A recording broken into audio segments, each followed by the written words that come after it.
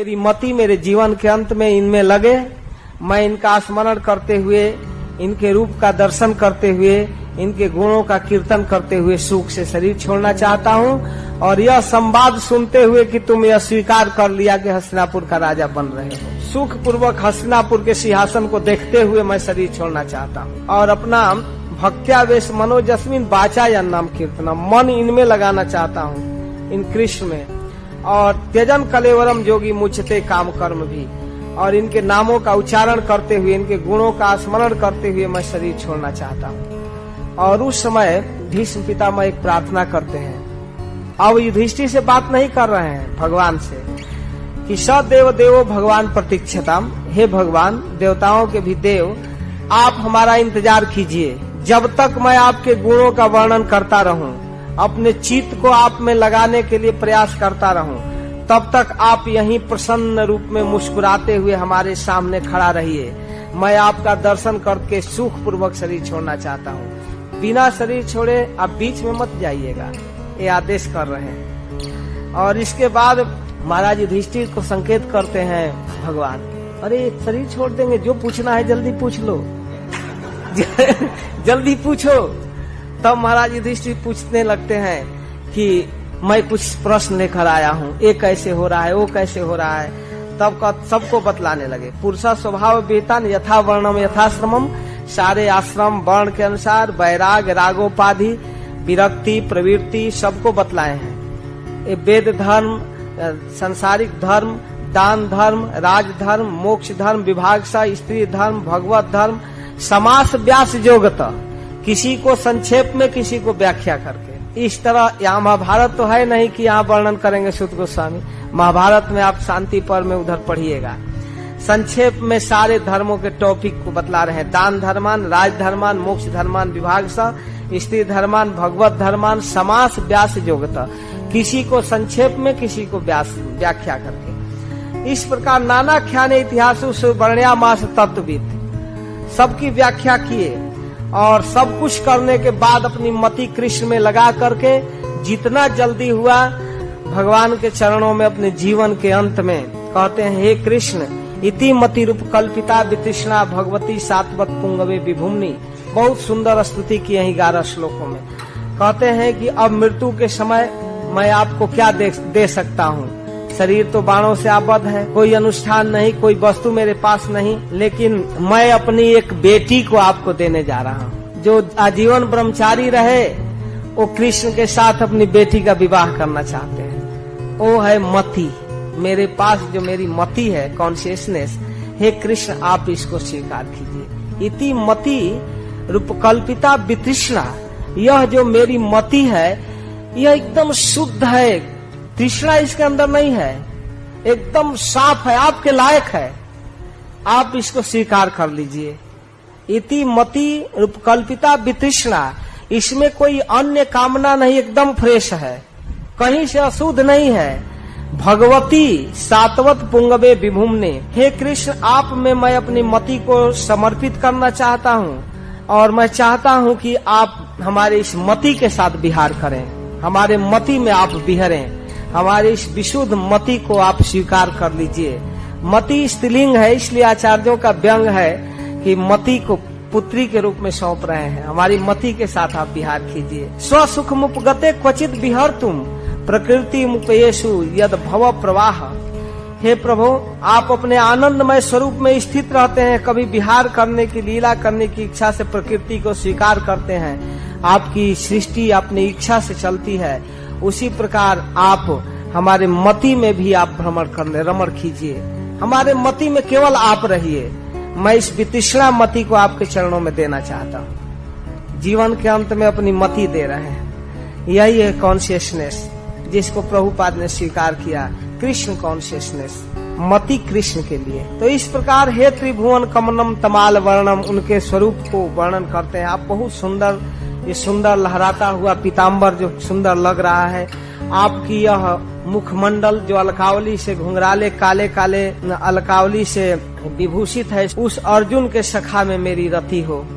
वो तो भीष्म पितामह जो युद्ध भूमि में कृष्ण के स्वरूप को देखे हैं वही याद कर रहे हैं, दूसरा उनके चित्त पर नहीं छाया है। युद्ध भूमि में देखते हैं कि रथ चलाने में कभी इधर कभी उधर, कभी ऊपर कभी नीचे, कभी दाएं कभी बाएं, और कृष्ण का केस एकदम बार बार मुख के तरफ आता है, हाथों से हटाते हैं और रथ को हाँकते हैं, और इतना सुंदर मुख लग रहा है, उसमें स्मित मुस्कान है, और घोड़े के चलने से जो कुरुक्षेत्र के धरती का धूल उड़ उड़ कर कृष्ण के चेहरे पर पड़ रहा है, और पसीने से लथपथ हैं रथ संचालन में। और इस प्रकार दुर्ग रज विध्रुम विश्रक युद्धि युद्ध स्थल में जब घोड़े चलते हैं और उनकी छवि का याद करते हैं, उस मुखमंडल पर घुंघराले अलके और घोड़ों के टाप से उड़ा हुआ धूल और गर्मी, पसीना से लथपथ बूंदे, और उस पर कुरुक्षेत्र का वो धूल लगा हुआ है, और फिर केश कभी कभी आता है नीचे, उसको हटाते हैं,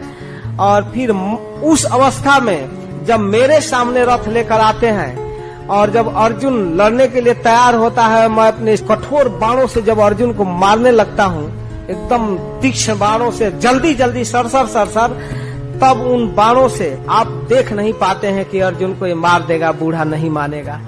तब आप अपना कवच, अपना छाती बढ़ाकर अपने हमारे बाणों को रोकने लगते। वह याद कर रहे हैं भीष्म पितामह कि उस दिन जब मैं प्रतिज्ञा कर लिया कि निश्चित रूप से आज अर्जुन को मारूंगा अथवा कृष्ण को हथियार उठाना पड़ेगा, तो आपने अपना कवच, अपना छाती आगे बढ़ाकर अर्जुन की रक्षा करने लगे। अर्जुन भी पसीना से लथपथ हो गया, और पसीना पोंछने लगा, उतने में ही गर्दन कटने वाला था। तब तक आपने अपना छाती बढ़ाकर बाण रोकने लगा। मेरे जैसे धृष्ट, मैंने इतनी धृष्टता किया, इतना बाण छोड़ा, इतना बाण छोड़ा, मम निशित सरई विभिद्यमान त्वची बिलसत कवचेस्तु कृष्ण आत्मा, मैंने आपके कवच को तोड़ दिया क्रोध में। सारथी को नहीं मारना चाहिए, लेकिन मैंने आपके कवच को तोड़ दिया, और आपके कवच टूटकर आपके सीने से खून निकल आया था। मैंने इतना भारी जघन्य वृत्ति से आपके साथ लड़ा। आगे भी कह रहे हैं, आगे इस बात को कहेंगे,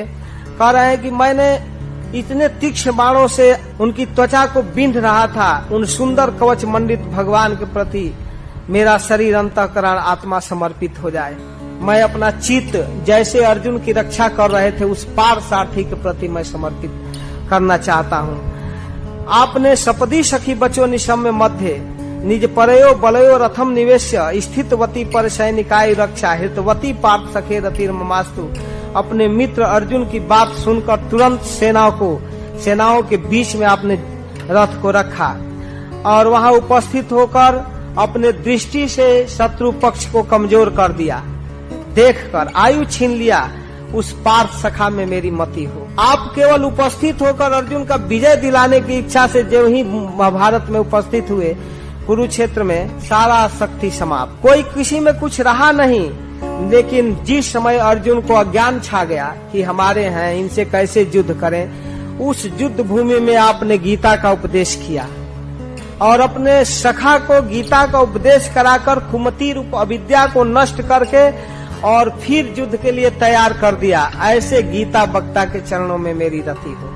फिर कहते हैं कि मैं अपनी प्रतिज्ञा को पूरा करने के लिए स्वनिगम पहाय मत प्रतिज्ञा, आपने अपनी प्रतिज्ञा को छोड़ दिया। आप भी प्रतिज्ञा किए थे कि महाभारत युद्ध में हथियार नहीं उठाऊंगा, लेकिन जब मैंने प्रतिज्ञा कर लिया कि आज अर्जुन मेरे हाथ से मारा जाएगा, नहीं तो कृष्ण को हथियार उठाना पड़ेगा, दो में एक होगा। अगर ये दोनों नहीं कर सका तो संतनु सुत नहीं कहाऊंगा, ये मेरी प्रतिज्ञा। इस तरह से ऊंची प्रतिज्ञा कर लिया, तो आपने अपनी प्रतिज्ञा का कोई केयर नहीं किया। समस्या दोनों में है। अगर अर्जुन की रक्षा नहीं करते तो भक्त वत्सल भगवान नहीं, उनकी रक्षा करना है, भक्त की रक्षा, और मेरी प्रतिज्ञा की रक्षा भी करनी है, क्योंकि मैं भी भक्त हूँ। अर्जुन के शरीर की रक्षा करना है और मेरी प्रतिज्ञा की रक्षा करनी है। इसलिए आपने युद्ध भूमि में गिरे हुए रथ के चक्के को उठाकर मेरे तरफ आ गए, और मैंने जब आपको हथियार उठाया हुआ देखा, अभिसार की तरह इंतजार करता था, आइए आइए, बस द्वारिका नाथ आपका इंतजार है। तो इस प्रकार मैंने आपका अभिसार किया, आपने मुझको स्वीकार किया, मेरी प्रतिज्ञा को। तो जिस तरह से उस समय रथ से आप नीचे कूदे थे, रथ से नीचे कूदे मेरे लिए, जैसे सिंह हाथी को मारने के लिए टूटता है, वैसे आप मुझको मारने के लिए टूटे। तो उस समय सारी पृथ्वी गई थी जब आपके कूदने से। एकदम क्रोध में कूदे, दुपाटा गिर पड़ा, पीताम्बर गिर पड़ा, पृथ्वी कांप गई। अर्जुन दौड़ करके कृष्ण को पकड़ लिए, नहीं नहीं कृष्ण आप ऐसा मत कीजिए, लेकिन मुझ अतताई को मारने के लिए आप दौड़े, मेरी प्रतिज्ञा पूरा किए। और जब मैं कहा हाँ हाँ आइए द्वारिकानाथ, बस मेरी प्रतिज्ञा पूरी हुई। भीष्म पितामह की प्रशंसा करते हुए भगवान कहते हैं कि मेरे कौन बाप एक है, आप तो संतनु के पुत्र हैं, मेरे अनेक बाप हैं, कोई वसुदेव नंदन, कोई नंद नंदन कहता है, तो एक बाप वाला की रक्षा होनी चाहिए, मेरे कोई अपनी बाप की चिंता नहीं है। तो इस तरह से मेरी रक्षा किए हे मुकुंद, हे कृष्ण। शीत विशिक हतो विशीर्ण दंश, मैंने छत परिप्लुप्त आतताइनों में अपने को बड़ा दैन्य में कह रहे हैं कि मैं नीच अपने बाणों से आपके कवच को तोड़ डाला था, आपके छाती से खून निकल रहा था, लहूलुहान हो गया था शरीर। अर्जुन के रोकने पर भी बलपूर्वक मुझको मारने के लिए आप आ रहे थे। वास्तव में ये अनुग्रह भक्त वत्सलता यह आपकी अद्भुत है हे कृष्ण। आप ही मुकुंद हैं, आप ही मेरे जीवन के अंतिम गति हैं, आप में मेरी मति रखें।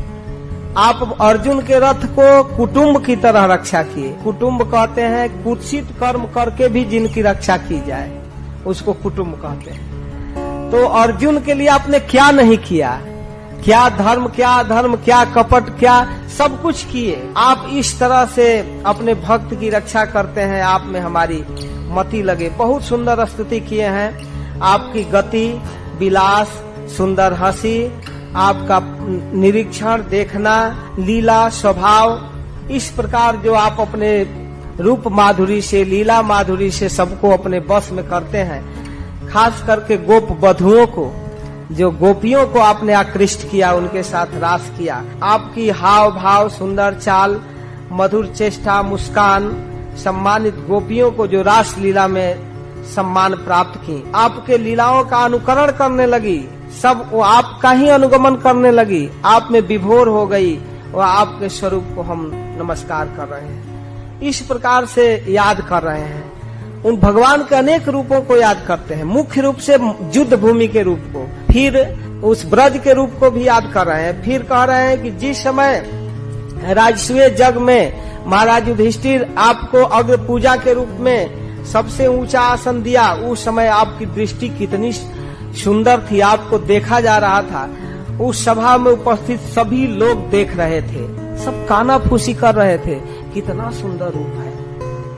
उद्धव जी तो कहते हैं कि वहाँ उपस्थित सभी लोगों ने यही माना कि ब्रह्मा की सृष्टि करने की जितनी कला है इसी रूप बनाने में खत्म हो गया।